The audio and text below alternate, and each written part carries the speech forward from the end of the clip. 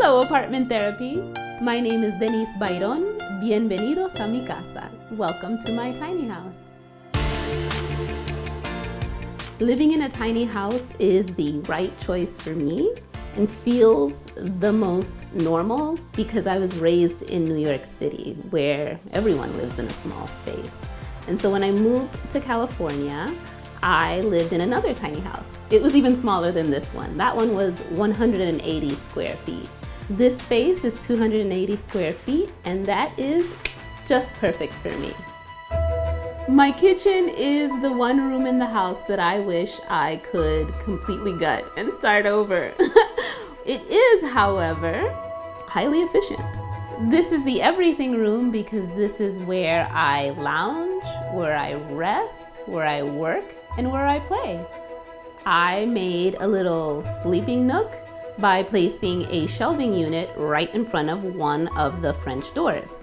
So I just move it out of the way, make my bed in the morning, and place it back. This is my bathroom. One of my favorite features of the bathroom is the built-in shelving.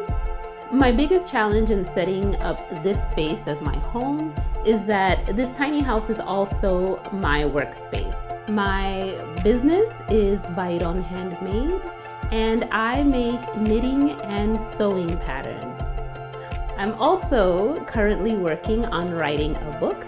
The working title is Handmade Wardrobe, and what I'm wearing today is a handmade wardrobe. Not my blazer, but my top and trousers. My advice is probably not what you think. I would say embrace negative space. You will notice that I don't have any art on the walls.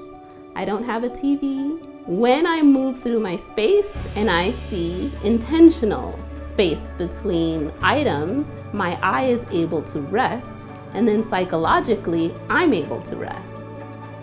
What I love most about my garden space is that it feels like a secret oasis.